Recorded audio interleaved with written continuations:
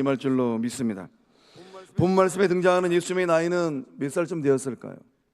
누가복음의 말씀과 이렇게 견주해서 보면 예수님께서 제자들에게 말씀을 가르치셨을 때에 30쯤 되었다라고 기록되어 있습니다. 본문에 등장하는 예수님의 나이가 30살입니다. 30살의 예수님은 세상을 어떻게 사셨을까요? 오늘 예배전에 나오신 성도님들은 어쩌면 예수님보다 못해도 10년을 더 살고 20년을 더 살고 30년을 더 살아가시는 분들이 계실 것 같습니다.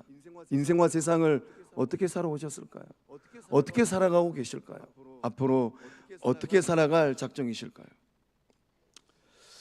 우리나라 가수 중에 정말로 저는 이 가수만 생각하면은 정말로 그 멜로디가 아름답고 인생의 노래를 많이 부른 가수가 있어요. 김광석이라는 가수입니다. 가수 김광석이 이 부른 노래 중에 30쯤에라는 노래가 있어요. 아마 아시는 분은 아실 것 같아요. 그 노래 속에 등장하는 30대는 굉장히 우울하고 힘들어하는 모습인 것 같습니다.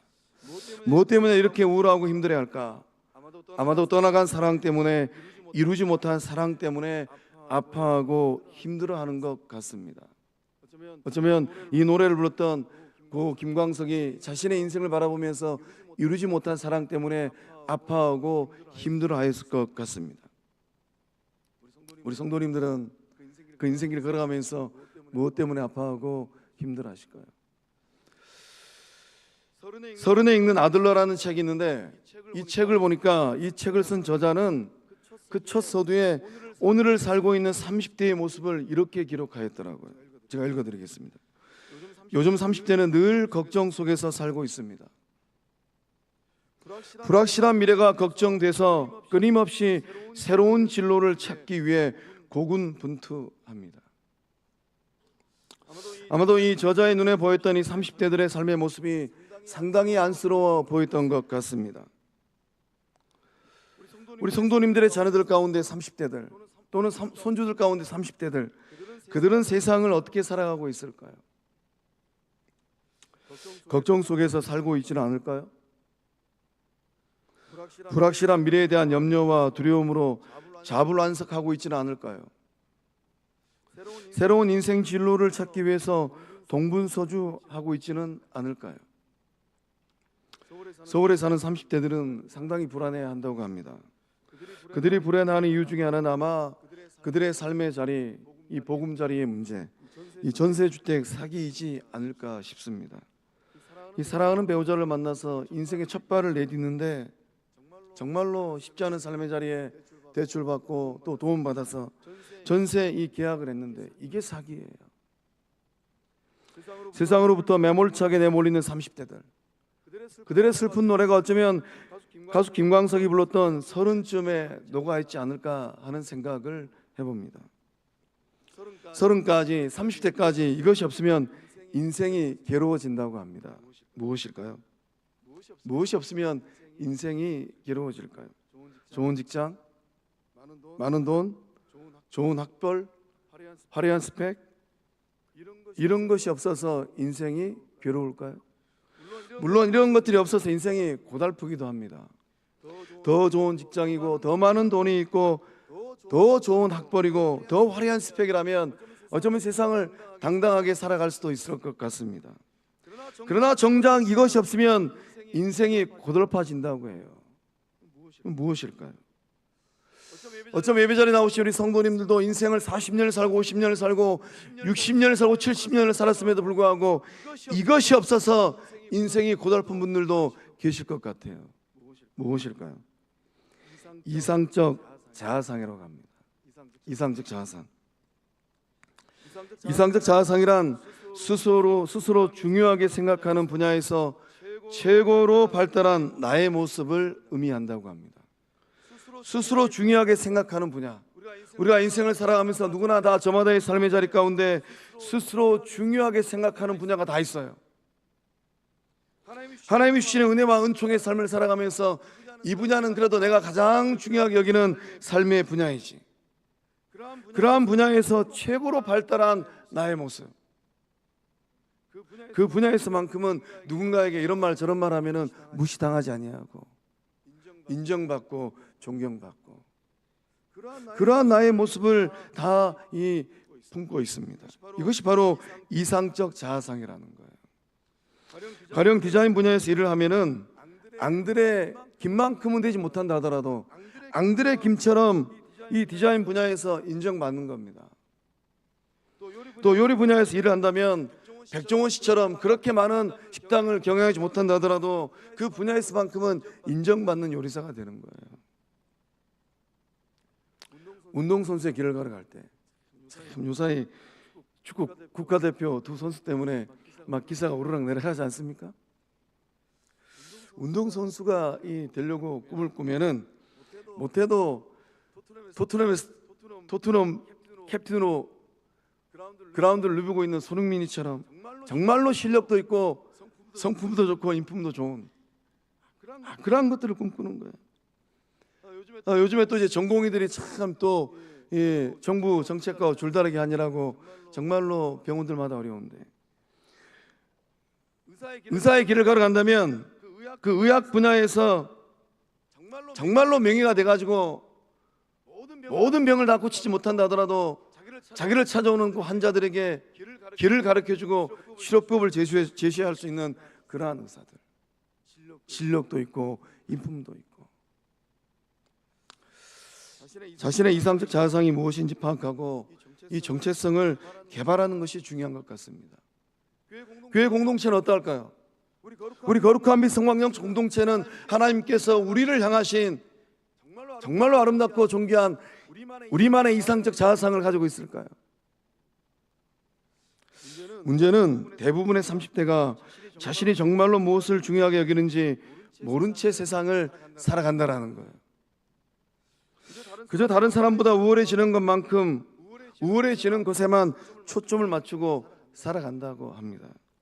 가령 다른 사람보다 더 많은 돈을 벌고 모아야겠다. 그래서 이 부동산 경기가 좋을 때는 무리하게 대출을 받아서 투자하는 30대가 꽤 많이 있었다고 합니다. 이런 30대를 두고 세 글자로 영끌족이라고 합니다. 영끌족이란 영혼까지 끌어서 투자하는 사람들이에요. 자신의 돈은 말할 것도 없고 대출 받고 또 이 가족의 자산까지 모두 끌어다 투자를 하는 사람들. 30대도 있고 40대도 있고 50대도 있고 60대도 있을 수 있어요. 문제는 무엇입니까? 부동산 경기가 하락하면서부터 문제가 생겼어요. 무리한 투자로 인해서 고통당하는 30대가 한둘이 아니에요. 30대까지 자신이 추구하는 자아상을 확실하게 알지 못하면 주변 사람들의 말에 휘둘려서 잘못된 선택을 하기도 합니다. 이 잘못된 선택 그 자체가 이 30대 꽃다운 나이에 고통이 되고 아픔이 돼요. 서른을 넘어선 이 중년과 장년 그 인생 그 자체에 고통이 되기도 합니다. 우리 성도님들의 자녀들 그 삶의 자리는 어떠할까요? 그 삶의 자리에 아픔과 고통이 있다면 그 이유가 무엇일까요? 거룩한 빛 성광 공동체의 30대들은 이상적인 자아상을 가지고 세상에서 승리하고 있을까요? 30을 훌쩍 넘은 우리 성도님들은 주님이 기뻐하시는 이상적 자아상을 가지고 세상을 잘 살아가고 계실까요? 인생이란 집을 짓는 것하고 비슷한 것 같습니다. 집을 지으려면 설계도가 있어야 돼요. 이 이상적 자아상은 정말로 좋은 설계도인 것 같습니다. 오늘 예배를 통하여서 또 사순절을 통하여서 정말로 주님이 기뻐하시는 이상적 자아상 이것을 발견하고 믿음의 길을 걸어가는 주의 친백성들 다 되실 줄로 믿습니다. 서른쯤 예수님은 어떤 이상적 자아상을 가지고 세상을 살아가셨을까요? 예수님은 무엇을 근거로 해서 인생을 설계하셨을까요? 29절의 말씀 보면 예수님의 인생 설계도를 우리가 좀 보게 됩니다. 우리 29절의 말씀을 한 목소리로 함께 읽어보겠습니다. 시작. 이튿날 요한이 예수께서 자기에게 나아오심을 보고 이르되 보라 세상 죄를 지고 가는 하나님의 어린 양이로다. 아멘. 보라 세상 죄를 지고 가는 하나님의 어린 양이로다. 30살의 예수님께서 확고하게 가지고 계신 인생 밑그림이 있다면 무엇일까요? 하나님의 어린 양입니다. 어린 양의 의미는 희생 제물을 의미합니다. 6월절 어린 양이에요. 6월절 어린 양처럼 자기 희생을 통하여서 구원을 성취하신다라는 의미입니다. 이스라엘 백성들이 출애굽할 때 출애굽하기 전날 밤에 어린 양의 피를 좌우 문설주와 문인방에 발랐습니다. 죽임당한 어린 양의 피로 어떠한 역사들이 일어났습니까? 사망의 권세가 야곱의 후예들 이스라엘 백성들의 집은 넘어갔어요. 온 애굽의 땅에 사망과 죽음의 그림자가 짙게 드리워졌습니다. 초태생들은 다 죽었어요. 애굽의 왕 바로의 처자들부터 하다못해 집에서 키우고 있는 짐승의 첫 새끼까지 다 죽임을 당했습니다. 그러나 고센 땅에는 사망이 없었고 죽음이 없었고 재앙이 없었습니다. 고센 땅에는 생명이 가득했어요. 본문의 말씀에 어린 양인데 하나님의 어린 양이랍니다. 구원의 주체가 누구인가에 대한 선언이에요. 하나님이 선언하신다라는, 하나님께서 구원하신다라는 고백입니다. 예수 그리스도는 하나님의 어린 양입니다. 죄의 문제를 완전히 해결하기 위하여 이 땅에 오셨어요. 예수님의 인생 설계도를 누가 그랬을까요? 하나님이 친히 이 땅에 오신 예수님의 인생 설계도를 그리셨습니다. 태어나는 그 순간부터 33세 골고다 언덕에 십자가에 달려 돌아가시는 그 순간까지, 이것이 바로 예수님의 이상적 자아상이 되고 인생 설계도가 되었어요. 어린 양이 세상의 죄를 지고 간다고 합니다. 세상에 죄를 지고 가는 예수님, 거룩한 상상력으로 한번 2000년 전 서른의 예수님을 한번 그려보시기 바랍니다. 성도님들의 자식들 가운데 꽃다운 서른의 어른 나이에 어머니, 아버지, 저는 죽어야 되겠습니다 라고 얘기한다면 그 마음이 어떠실 것 같으세요? 세상의 죄를 지고 가는 어린 양 예수 그리스도, 이 말씀은 정말로 중요한 의미를 담고 있습니다. 예수 그리스도의 사랑과 희생과 순환과 승리를 함축하고 있어요.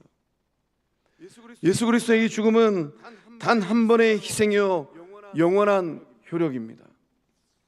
십자가에서 피를 흘리시고 죽으신 예수님의 속죄는 단 한 번입니다.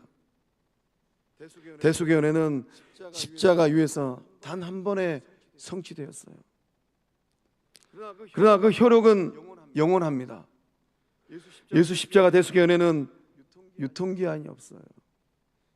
예수님께서 다시 오시는 그날까지 이 십자가 보혈의 이 효력은, 이 대속의 역사를 주님 오시는 그날까지 이루어갈 줄로 믿습니다.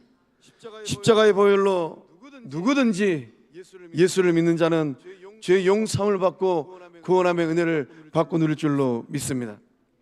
찬송가 266장의 이 제목은 주의 피로 이룬 샘물입니다. 주의 피로 이룬 샘물, 참 깊고 넓도다. 구원하는 크신 능력 다 찬송할지라. 찬송하세 주의 보혈, 그 샘에 지금 나아가 죄의 깊이 빠진 이 몸 그 피로 씻어 맑히네. 우리 아시는 분들, 우리 함께 1절만 함께 불러보도록 하겠습니다. 주의 피로 이룬 샘물 참 깊고 넓도다. 구원하는 그 신능력 다 찬송할지라. 찬송하세 주의 보혈, 그 샘에 지금 나아가 죄의 깊이 빠진 이 몸 그 피로 씻어 맑히네. 어떤 몸입니까? 죄의 깊이 빠진 이 몸이에요. 우리 가운데 죄의 구덩이에 빠지지 않는 영혼들이 있습니까? 단 한 명도 없어요. 이 죄에 깊이 빠진 이 몸을 하나님의 나라 천국을 가고 구주 예수를 만나려면 깨끗하게 씻어야 되는데 어떻게 씻을 수 있을까요? 예수 십자가의 보혈로 깨끗하게 씻음 받는 주의 백성들 다 되실 줄로 믿습니다. 단 한 번의 희생이에요. 2000년 전 세상 죄를 지고 가신 하나님의 어린 양 되신 예수 그리스도의 보혈로 오늘 예배 자리에 나오신 저와 여러분은 깨끗하게 씻음 받은 주의 친백성들 된 줄로 믿습니다. 누구의 죄를 대신 지셨습니까? 세상의 죄입니다. 세상을 살아가는 모든 영혼의 죄예요. 그 세상 속에 누가 있어요? 앞에 서 있는 차 목사가 있고 성도님들이 있고 성도님들의 자식들이 있고 성도님들의 형제들이 있고 성도님들의 손주들, 이웃들이 있습니다. 그 세상 속에 거룩한 빛 성방교회가 있고 시끌시끌한 여수당이 있고 위기 가운데 놓여 있는 한국교회가 있어요. 거룩한 성광교회 이 땅 가운데 예수님의 보혈이 흐르고 성도님들의 삶의 자리 가운데 어린 양 예수 그리스도의 보혈이 흐르고 있는 줄로 믿습니다. 공생애를 시작하신 예수님은 확실한 이상적 자아상을 가지고 세상을 살아가셨습니다. 분명한 인생 설계도 한 장을 손에 쥐고 우리 예수님은 공생애를 시작하시고 세상을 살아내셨습니다. 무엇입니까? 세상 죄를 지고 가는 하나님의 어린 양이 되는 거예요. 예수님은 겟세마네 동산에서 기도하시던 그날 밤에도 유다의 배신으로 온 30에 팔려가는 그 순간에도 빌라도의 법정에서 모진 채찍을 맞으시던 그 순간에도 고난의 십자가를 짊어지시고 비아 돌로로사를 걸어가시던 그 순간에도 십자가에 달리셔서 사람들이 내뱉는 비난과 조롱의 말을 듣는 그 순간에도 예수님은 하나님의 어린 양이 되셨습니다. 예수님은 유월절 어린 양이 되셨어요. 예수님은 하나님의 계획을 이루기 위하여서 몸부림치셔야만 했습니다. 대속의 피를 흘리셨습니다. 누구를 위한 어린 양입니까?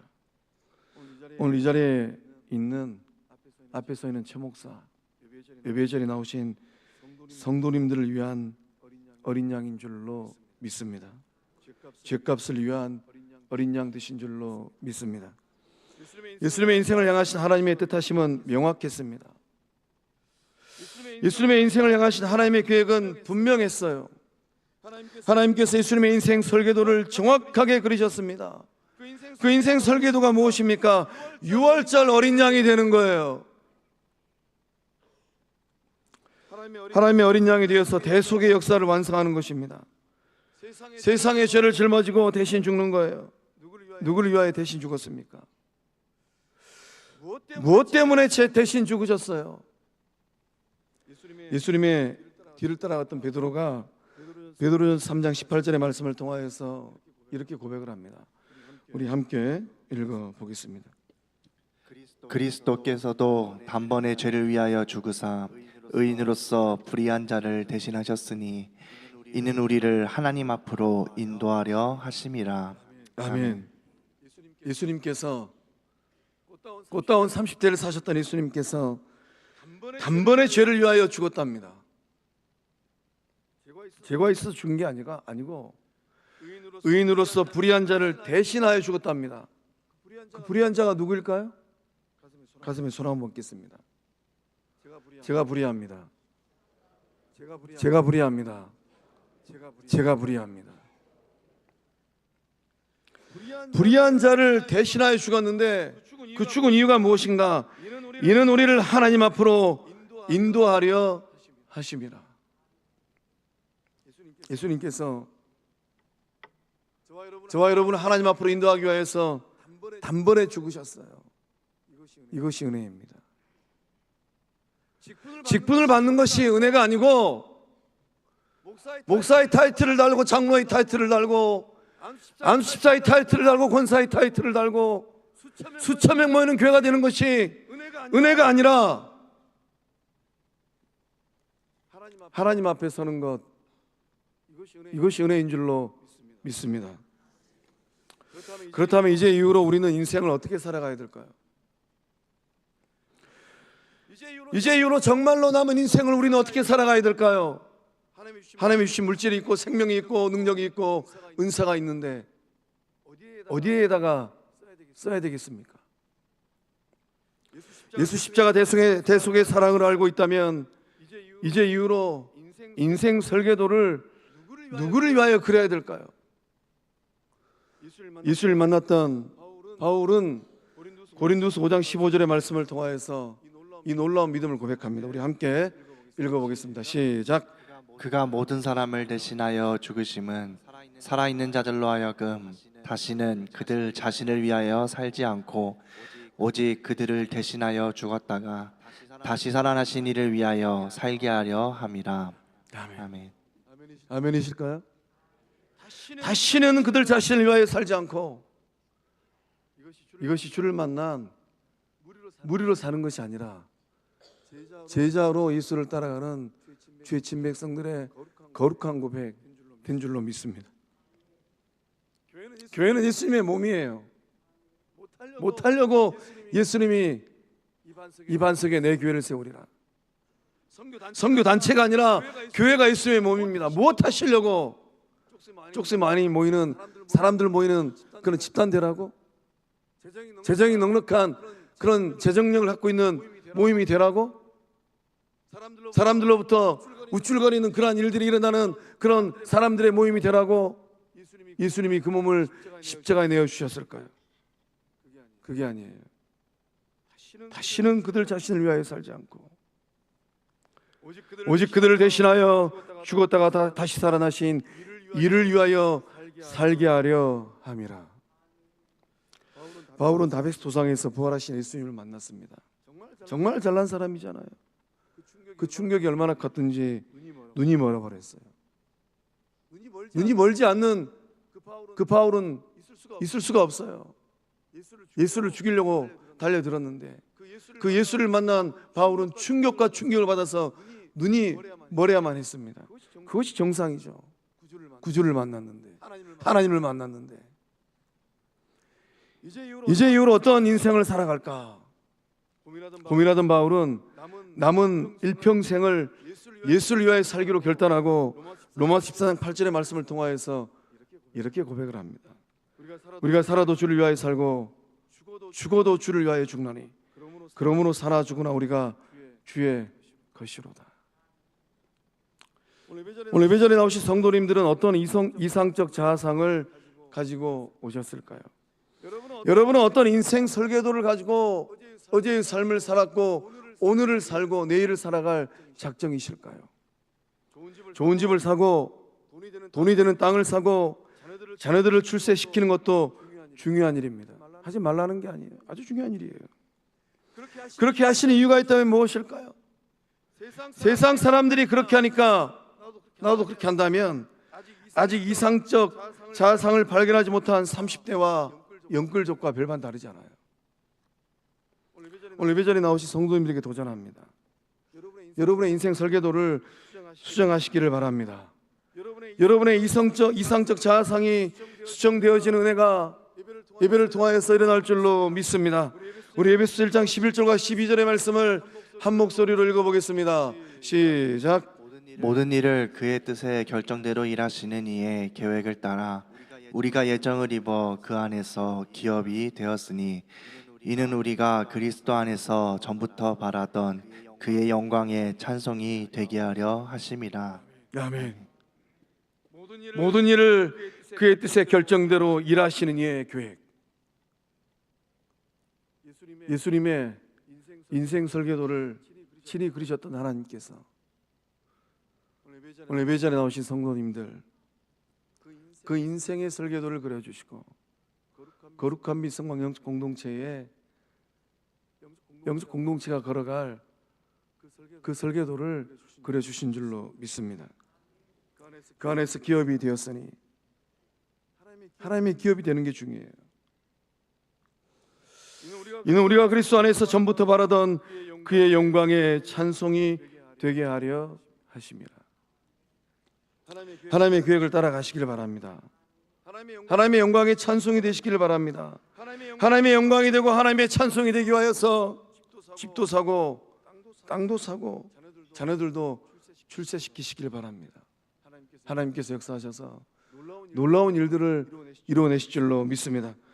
그렇다면 오늘 예배 자리에 나오신 예수 그리스도의 몸된 저와 여러분이 가져야 될 이상적 자아상이 있다면 무엇일까요? 본문의 말씀은 어떠한 이상적 자아상을 가지라라고 우리에게 말씀하고 있습니까? 본문에 등장하는 세례 요한처럼 예수 그리스도의 증인이 되는 것입니다. 요한은 예수님 머리 위로 성령이 임하는 것을 보았습니다. 성령이 비둘기같이 하늘로부터 내려와서 예수님 위에 머무는 것을 보았어요. 그리고 요한은 어떻게 하였습니까? 요한은 침묵하지 않았어요. 요한은 사람들에게 증언했습니다. 봤으면 증언을 해야죠. 은혜를 받았으면 증언을 해야죠. 십자가에 한없는 사랑이 흐르고 있으면 증언을 해야죠. 요한은 무엇이라고 증언했습니까? 예수님이 하나님 아들 되심을 증언했어요. 딴말한 게 아니라 예수님이 하나님의 아들이라고 증언했습니다. 또 요한은 무엇이라고 증언했습니까? 예수님이 성령으로 세례를 베푸시는 분이라고 증언하였습니다. 세례 요한은 결코 침묵하지 않았습니다. 본대로 들은 대로 증언했어요. 한국 교회가 한 가지 문제점이 있는데 무엇이 문제일까요? 한국 교회가 영적으로 병들기 시작했는데 무엇일까요? 거룩한 주의 친백성들, 하나님의 은혜를 경험한 직분자들이 침묵하는 겁니다. 그 삶의 자리에서 세례 요한처럼 예수 그리스도를 증언해야 되는데, 받은 은혜가 있고 누리고 있는 은혜가 있다면, 한량없는 십자가의 보혈과 사랑이 있다면 증언을 해야 되는데 침묵하고 있어요. 너도 나도 다 침묵합니다. 그렇다면 누가 하나님의 구원의 역사함들을 이루어갈 수 있을까요? 사랑하는 성광의 성도 여러분, 여러분의 인생 설계도는 무엇일까요?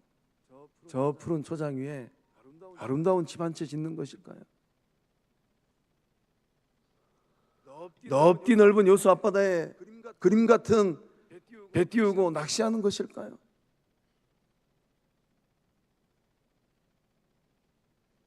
여행 티켓 끊어가지고 베트남으로, 일본으로, 동남아시아로, 유럽으로 여행 가는 것일까요? 가지 말라는 게 아니에요. 그 또한 좋은 은혜입니다. 여러분의 이상적 자아상은 무엇일까요? 세상 사람들이 그렇게 사니까 나도 그렇게 살지. 제가 질문을 할 때 답을 하실 때 오직 예수라고 답하시길 바랍니다. 사랑하는 성광의 성도 여러분, 여러분의 인생 설계도는 무엇입니까? 여러분의 이상적 자아상은 무엇입니까? 예수님을 따라가고 예수님을 닮아가는 무리가 아닌 제자들 되실 줄로 믿습니다. 사순절 당신을 위하여 어린 양 되신 예수 그리스도, 여러분의 죄를 짊어지시고 십자가에 달려 죽으신 하나님의 어린 양, 예수님을 증언하고 찬양하는 주의 친백성들, 거룩한 복음의 증언자들 되실 줄로 믿습니다. 다른 말 하지 말고 딱 한마디만 하십시오. 이복에 내가 지은 죄를 예수님이 짊어지시고 대신 죽었다네. 자네는 그 사랑을 아는가? 여러분의 증언을 통하여 지금도 죄와 사망의 바다에 빠져서 허우적거리는 한 영혼이 죽게 돌아오기를 주의 이름으로 축복합니다. 기도하시겠습니다. 사랑의 하나님, 대속의 은혜 주셔서 감사드립니다. 예수 십자가의 보혈로 죄 용서함 받고 구원받은 자녀로 살게 하심에 감사드립니다. 세상 것들로 인생 설계하는 것이 아니라 오직 예수로 인생 설계하도록 힘주시고 능력을 주시옵소서. 오직 예수를 따르고 오직 예수로 살고 오직 예수로 죽는 것이 삶의 소망 되게 하여 주시옵소서. 성령님 역사하셔서 이상적 자아상을 분명히 하고 세상을 승리하게 하여 주시옵소서. 사순절입니다. 증언자의 삶을 살게 하여 주시고 이 작은 증언을 통하여서 생명구원의 역사함들 일어나게 하여 주시옵소서. 역사하심을 믿사옵고 우리의 영혼을 구원하기 위하여서 그 몸을 십자가에 내어주신 하나님의 어린 양 예수님의 이름으로 축복하며 기도하옵나이다. 아멘. 우리 다 함께 일어나셔서 결단송 예수 나의 산소망 1절과 2절 하도록 하겠습니다.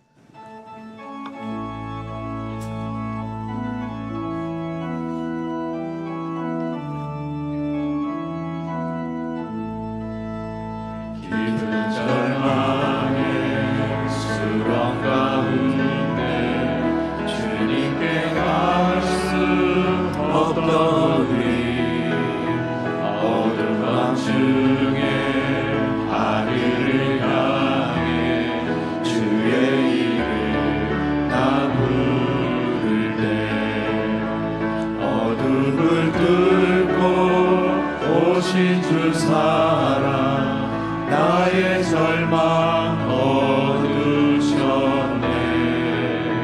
주님의 공로 다 이루셨네. 주 예수 나의 산소망. 그 누가 주의 자비를 알아 한없는 은혜 증량할까. 영광을 떠나 이 땅에 오신 죄가 되신 구주 예수. 주의 십자가 내게 말하네. 영원히 난 용납되네. 아름다우신과 주의 것 그리스도 나의 산소. 손 들고 할렐루야 할렐루야. 주를 찬양하여라. 할렐루야. 자유케 하셨도다. 죄의 저주 끊으신 주께 구원이 도다. 주 예수 나의 산소. 할렐루야 할렐루야. 주를 찬양하여라. 할렐루야. 자유케 하셨도다. 죄의 저주 끊으신 주께 구원이 도다. 주 예수 나의 산소. 우리 다시 한번 할렐루야 할렐루야. 주를 찬양하여라. 할렐루야. 자유케 하셨도다. 죄의 저주 끊으신 주께 구원이 도다. 주 예수 나의 산소망. 주 예수 나의 산소망. 주 예수 나의 산소망.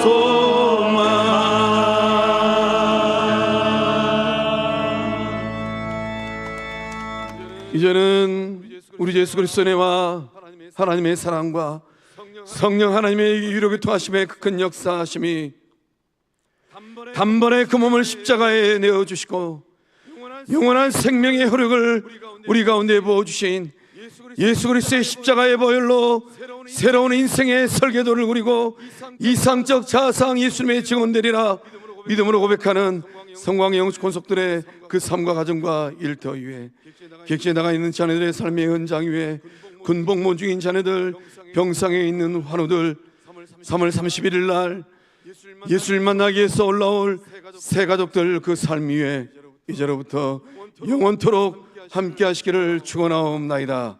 아멘.